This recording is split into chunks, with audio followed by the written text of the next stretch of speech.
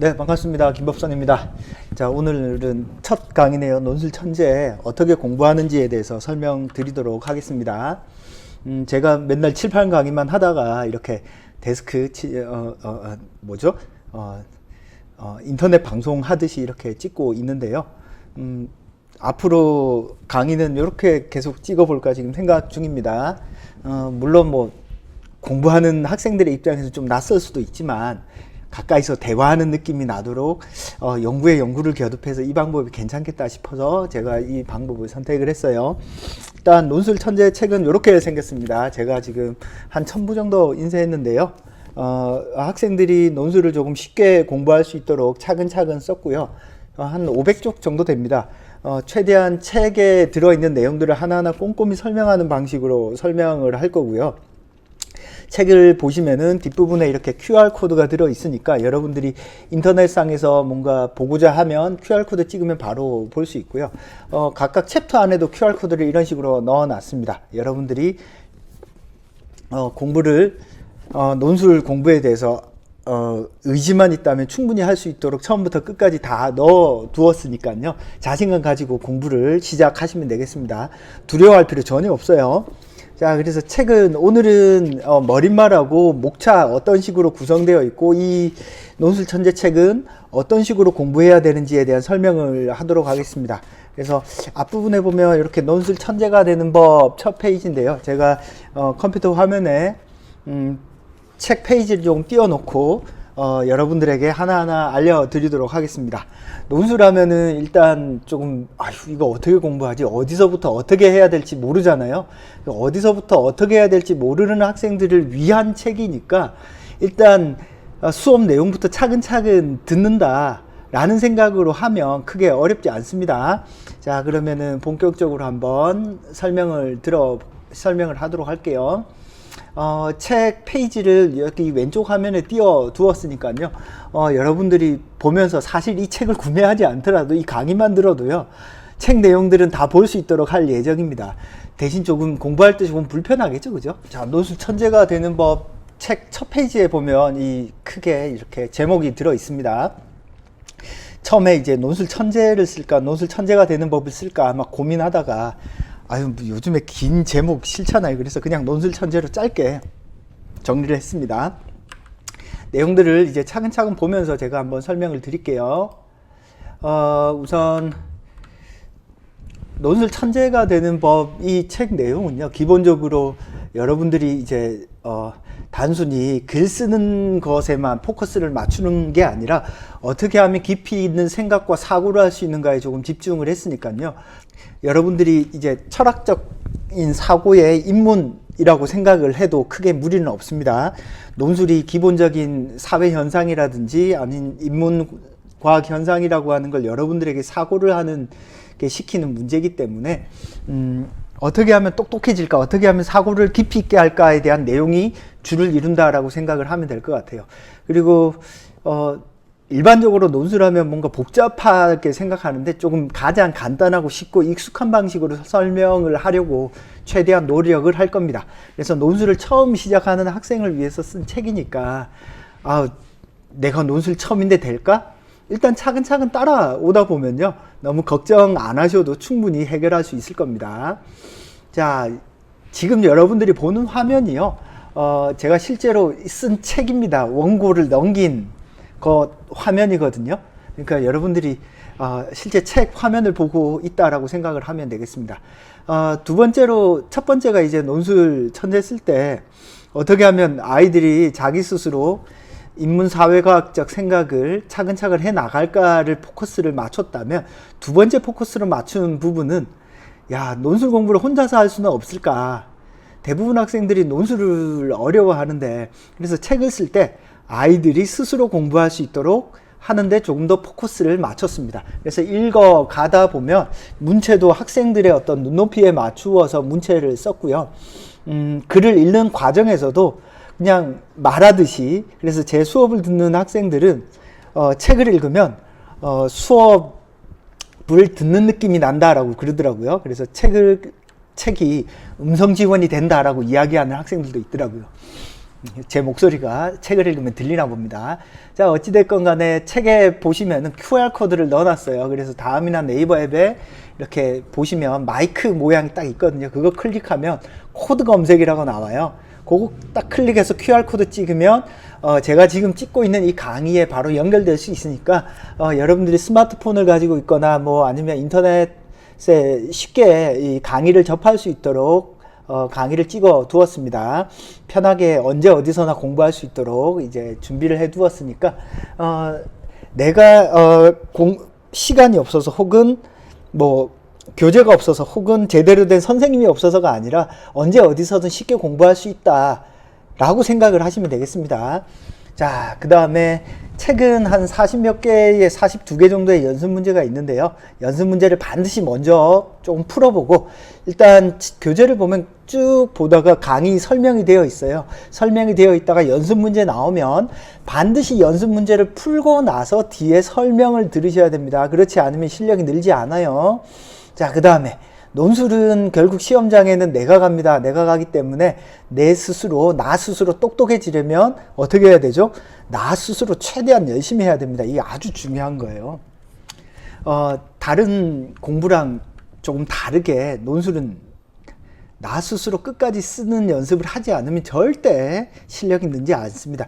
그래서 사고력과 논리력을 키우려면요, 나 스스로 끊임없이 연구를 해야 됩니다. 그래서 이 책은 크게 두 가지 목표를 담고 있습니다. 알겠죠? 두 가지 목표. 어떻게 하면 대학에서 요구하는 사고력을 키울까? 어떻게 하면 나 스스로 차근차근 할 수 있을까? 이 두 가지 목표를 저와 여러분들이 이제 달성하는 것이 가장 큰 목표다라고 생각을 하시면 되겠습니다. 자, 그 다음에 구성은 어떻게 되어 있는지 말씀드릴게요. 이 책은요,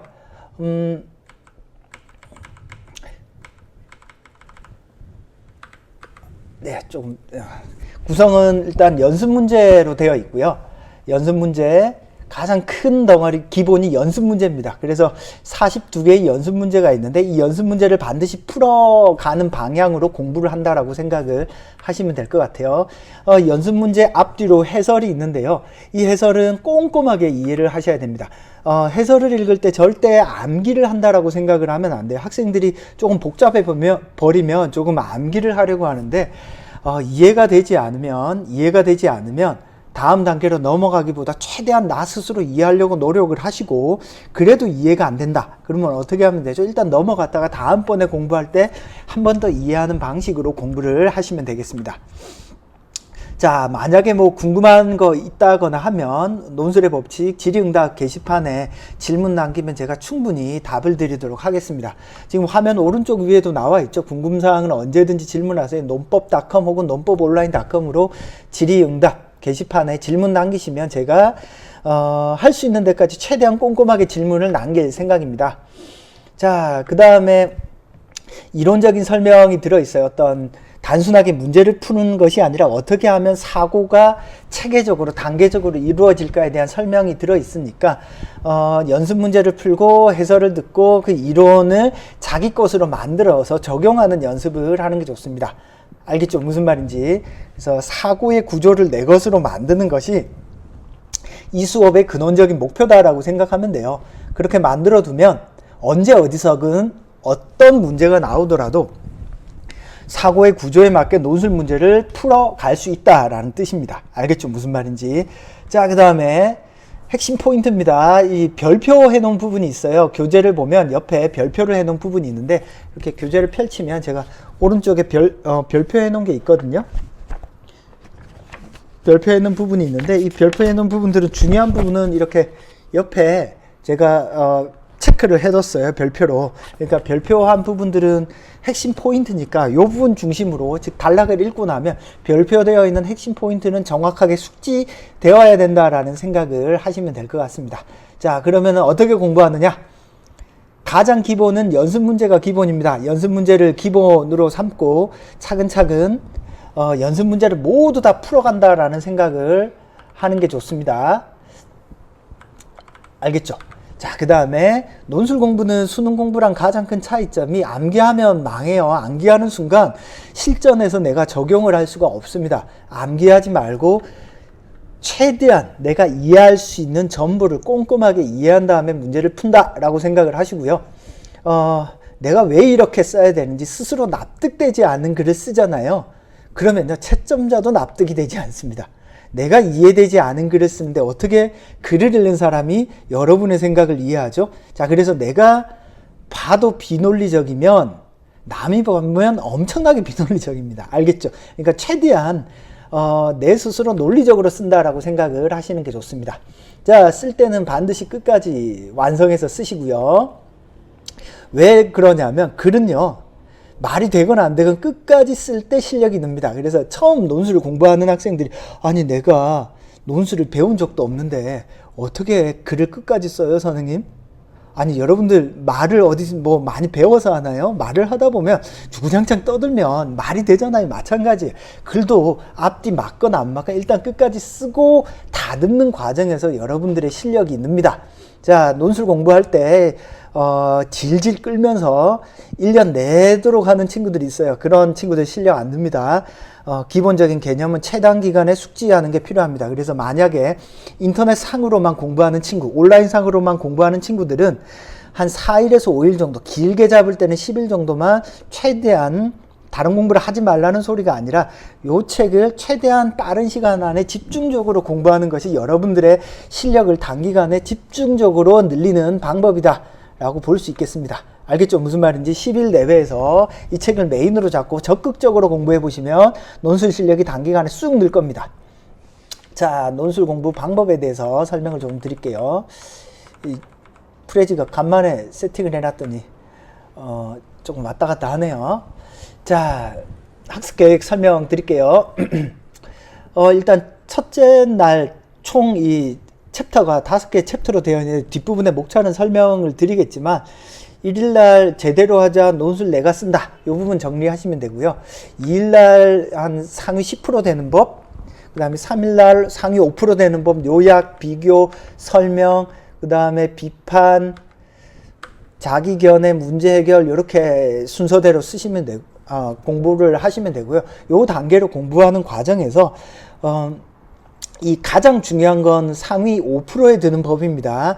이 챕터 안에는 대학이 요구하는 논지의 의도들이 어떤 것들이 담겨 있는지의 질문이 담겨 있기 때문에 앞부분과 뒷부분은 최대한 빨리 후다닥 읽어도 되지만 이 상위 5%에 드는 법은 최대한 꼼꼼하게 문제를 풀면서 공부를 하셔야 됩니다. 자, 상위 1%에 드는 법은 여기에 이 챕터에 해당되는 부분은 사실 심층적인 사고를 요구하는 대학들, 주로 이렇게 연세대라든지 아니면 자기 견해를 묻는 대학들, 이런 대학들에서 주로 나오는 문제들을 풀려면 기본적으로 변별력 있는 글쓰기를 하기 위해서 사고가 어떤 식으로 되는지에 대한 내용들이 담겨 있어야 됩니다. 그래서 상위권 대학, 그리고 심층적인 사고를 요구하는 대학, 예를 들면 연대, 세종대, 뭐 이런 대학들은 깊이 있는 사고를 요구하거든요. 그런 대학들은 이 상위 1%에 드는 법까지 꼼꼼하게 읽어 두시는 것이 여러분들에게 큰 도움이 될 겁니다. 자, 상위 1% 안에 드는 법에는 뭐가 주로 담겨 있냐면요, 어떤 식으로 해야 개념적, 논리적 사고를 할 것인가, 자, 제시문을 읽을 때 어떤 식으로 읽어야 될 것인가, 뭐 이런 부분들이 담겨 있고요. 제일 뒷부분에는 고3 학생들이 단계적으로 공부하려면 어떤 식으로 공부해야 되는가에 대한 내용이 담겨 있습니다. 그래서 챕터를 좀 보면요, 이 프롤로그에는 논술 공부를 할 때 기본적인 어떤 자세가 담겨 있고요. 그 다음에 논술은 내가 쓴다에서는 논술 공부를 하는 데 있어서 가장 전제되는 부분이 담겨 있습니다. 요거를 학생들이 많이 놓치는데요. 논술은 기본적으로 글이죠. 글이라고 하는 것은 그 자체로 완결성을 가져야 됩니다. 읽었는데 앞뒤 말이 안 맞으면 아무리 제시문을 정확히 읽고 답을 잘했다고 하더라도 틀린 글이라는 뜻이에요. 그래서 글을 쓰는 과정에서 어떻게 하면 앞뒤 말이 맞는 글을 쓰는가에 대한 이야기가 첫 번째 챕터에 담겨 있습니다. 자, 두 번째 챕터는 상위 10%에 드는 법입니다. 상위 10%. 상위 10% 안에 든다라고 하면 이게 무슨 뜻이냐면 10% 안에 드는 순간 논술 초보를 탈출했다라는 뜻입니다. 그래서 논술 초보가 저지르는 전형적인 실수를 제가 두 번째 챕터에 넣어 두었어요. 그래서 논술 초보를 벗어나기 위해서는 어떻게 해야 되는지, 착오하는 글, 누락, 중복, 복사되는 글을 쓰지 않으려면 어떻게 해야 되는지, 쉽게 이야기하면 상위 10%에 드는 법은 자 이렇게 제발 좀 하지 마, 하지 마라고 하는 것들을 정확하게 지적해 놓은 텍스트입니다. 알겠죠? 무슨 말인지. 자, 그 다음에 상위 5%에 드는 법입니다. 자, 상위 5%에 드는 법은 그러면 하지 마가 아니라 어떻게 하면 잘 쓸까, 어떻게 하면 답을 잘 할까에 대한 얘기입니다. 그래서 논제를 어떻게 분석하고, 논제를 분석하는 건 어떤 방식으로 해야 되고, 그 다음에 논제가 요구하는 요약, 비교, 설명, 비판, 자기견의 문제 해결은 어떤 식으로 쓰는지, 그리고 글은 어떤 식으로 구성되는지에 대한 설명이 담겨 있습니다. 자, 그 다음에 상위 1%에 드는 법은요, 그렇다면 대학이 논술 문제를 왜 내는지, 그래서 논술을 통해서 학생들의 어떤 능력을 측정하려고 하는지에 대한 설명이 담겨 있습니다. 여러분들이 상위 1%에 드는 법에 대한 내용이 잘 이해되고 숙지되고 이걸 마치 내 것으로 할 수 있다, 자유자재를 쓸 수 있다면 어떤 대학 논술 문제가 나오더라도 자신 있게 쓸 수 있을 겁니다. 자, 이렇게 해서 대략적으로 본론 내용은 마무리되어 있고요. 에필로그에서는 어떤 내용이 담겨 있냐면, 그러면 논술 공부는 어떤 식으로 해야 되는지, 고3 학생들은 어떤 방법으로 논술 공부를 해야 되는지에 대한 내용이 담겨 있습니다. 제가 요거는 뭐 뒷부분에 찍을 테지만 고3 학생들이 시기별 공부하는 방법들이 조금 달라요. 그런 부분들을 넣어 두었으니까 나중에 강의 올라오면 차근차근 들어보면 될 것 같습니다. 사실 이 부분을 먼저 찍을 생각도 있는데, 왜냐하면 이제 시간이 급하니까. 근데 일단 차근차근 찍어 둘 생각입니다. 무슨 뜻인지 알겠죠? 일단 이 논술 천재 책을 보면서 여러분들이 어렵게 생각하거나 뭔가 복잡하게 생각하지 말고요. 논술이라고 하는 것이 결국에는 얼마나 이 학생이 논리적으로 자기의 주장을 입증할 수 있는가를 보는 문제입니다. 여러분들이요, 집에서 엄마나 아빠한테 막 대들잖아요. 대들 때 얼마나 논리적이에요. 옛날에 있던 말들 다 가지고 와서. 친구들하고 싸울 때, 말싸움할 때 얼마나 논리적이에요. 근데 학생들이 논술 문제 쓸 때만 유달리 그냥 상투적인 말을 쓴단 말이에요. 그냥 제시문에 있는 말 갖다 붙여서 쓴단 말입니다. 그래서 논술도 일상적인 어떤 논리적인 말과 크게 다르지 않다라는 것들을 조금 염두에 두시고, 이런 방식으로 차근차근 공부를 하시면 제가 오늘부터 해서 한 20일 정도 이걸 주구장창 찍을 생각입니다. 최대한 빨리 올릴 테니까요. 자신감 가지고 열심히 공부해 두시길 바랍니다. 첫 번째 논술 천재 공부법 소개에 대한 이야기는 대략 이렇게 마치도록 하겠습니다. 감사합니다.